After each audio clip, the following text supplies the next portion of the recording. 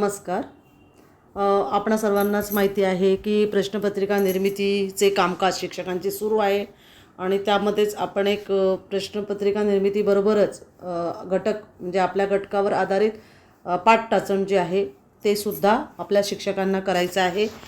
हे शिक्षक आपले रोजचं पाठटाचण करतच असतात, परंतु वेगळ्या पद्धतीचं पाठटाचण म्हणजे यामध्ये विद्यार्थ्यांच्या विचारांना चालना मिळणारं अशा पद्धतीचं पाठटाचण आपणास काढावायचं आहे.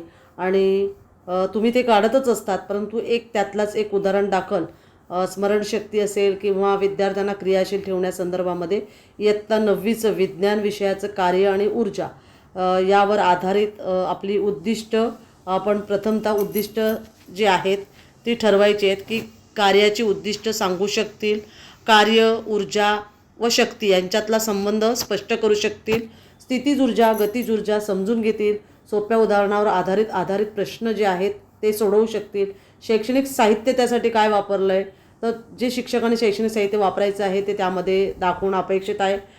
यामध्ये शैक्षणिक साहित्य विज्ञान पाठ्यपुस्तक जे आहे 9वीचं, ब्लॅकबोर्ड, व्हाईटबोर्ड, चार्ट, सूत्रे, ऊर्जा प्रकार, प्रयोग साहित्य आणि विद्यार्थ्यांना प्रत्यक्ष कृती करण्यासाठी चेंडू, खेळण्याची गाडी, वजनांचे सनस्प्रिंग, त्यानंतर बॅलन्स मीटर, स्केल आणि स्टॉपवॉच अशा पद्धतीने तुम्ही शैक्षणिक साहित्य वापरू शकतात.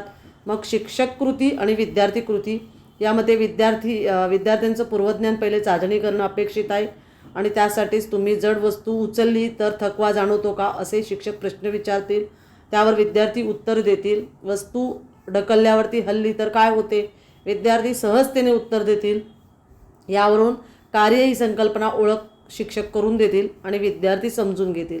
यामध्ये बघा विद्यार्थ्यांचं ज्ञान आणि आकलन, तुम्ही जर तिसरा कॉलम इथे केला तरी चालेल की इथे ज्ञान आणि आकलन यावर आधारित पूर्वज्ञान असेल, तिथे स्पष्टीकरण होईल. त्यानंतर तुमच्या पाठाची मांडणी जी आहे, प्रथम आपल्याला कार्य म्हणजे काय, जेव्हा असे प्रश्न विद्यार्थ्यांना विचारतात तेव्हा ती तुम्ही कृती करून घेतलेली आहे.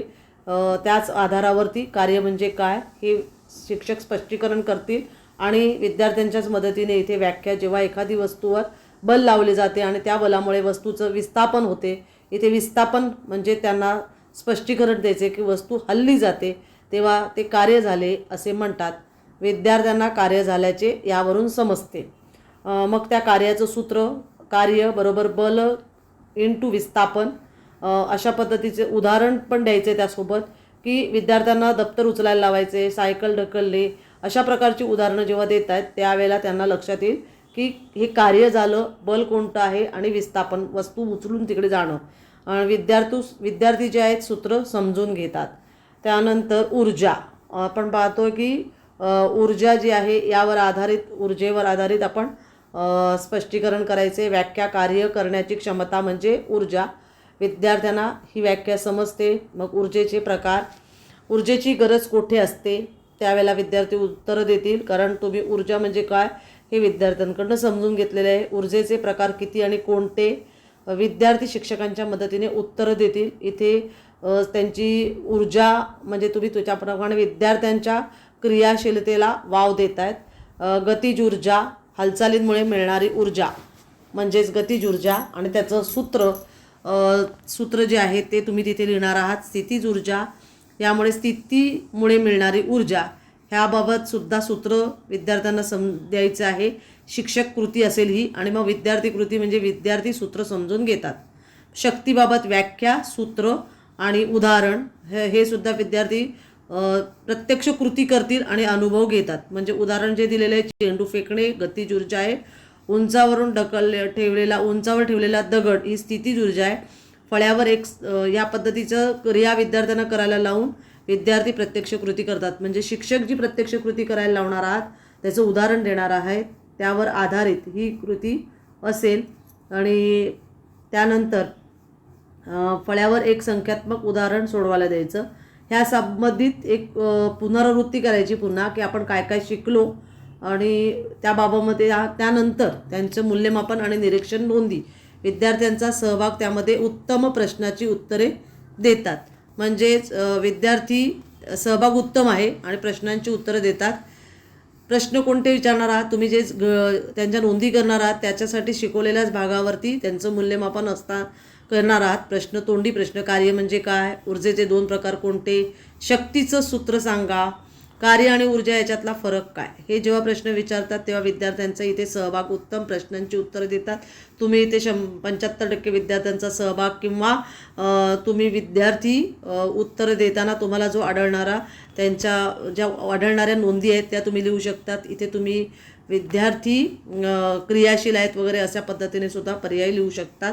गृहपाठ, जास्त वस्तुमान असलेल्या वस्तूची गतिज ऊर्जा अधिक का असते, हा एक प्रश्न तुम्ही त्यांना विचारांना चालना देणारा असे प्रश्न त्याच्यामध्ये असावेत. आणि तिसरं म्हणजे सूत्रांचा योग्य वापर करून गणितीय उदाहरण सोडवायला तुम्ही द्यायचे त्यांना. 210 kg वस्तू 5 ms वेगाने चालली आहे, तिची गतिज ऊर्जा काढा. तुम्ही त्यांना सूत्र शिकवलेलं आहे, त्यामुळे गृहपाठ देताना त्यांच्या विचारांना आणि स्मरणशक्तीला चालना देणारं, त्यानंतर स्वतःचं ज्ञान आणि आकलन वृद्धिंगत होईल या दृष्टीचे प्रश्न असतील. कोणत्या परिस्थितीत कार्य शून्य असते, योग्य कारण द्या. त्यानंतर विद्यार्थ्यांच्या सर्जनशीलतेसाठी एक उपक्रम, कार्य आणि ऊर्जा यावर आधारित पोस्टर चार्ट तयार करा. अशा पद्धतीने तुम्ही विद्यार्थ्यांना मार्गदर्शन करू शकता. आणि त्यासाठीच तुम्हाला हे टाचण काढणं गरजेचं आहे. आणि हे अतिशय दर्जेदार पद्धतीचं टाचण जे आहे तुम्ही काढलं तर तुम्हाला विद्यार्थ्यांना जो घटक शिकवायचा आहे त्याची रूपरेषा लक्षात येणार आहे.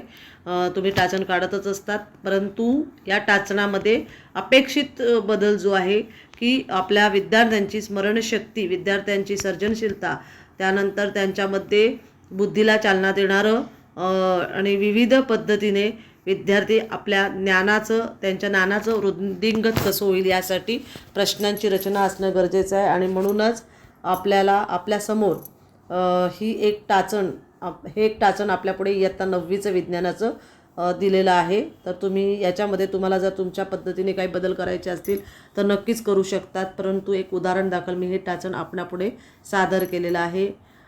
माझा हा व्हिडिओ आवडल्यास तुम्ही जरूर लाईक, शेअर, सबस्क्राईब आणि कमेंट करा, जेणेकरून मला माझ्या यामध्ये काही बदल करता आले तर तुम्ही ते सुचवावेत आणि मी नक्कीच ते बदल करेल. मला नक्की हे कमेंट करून सांगावे.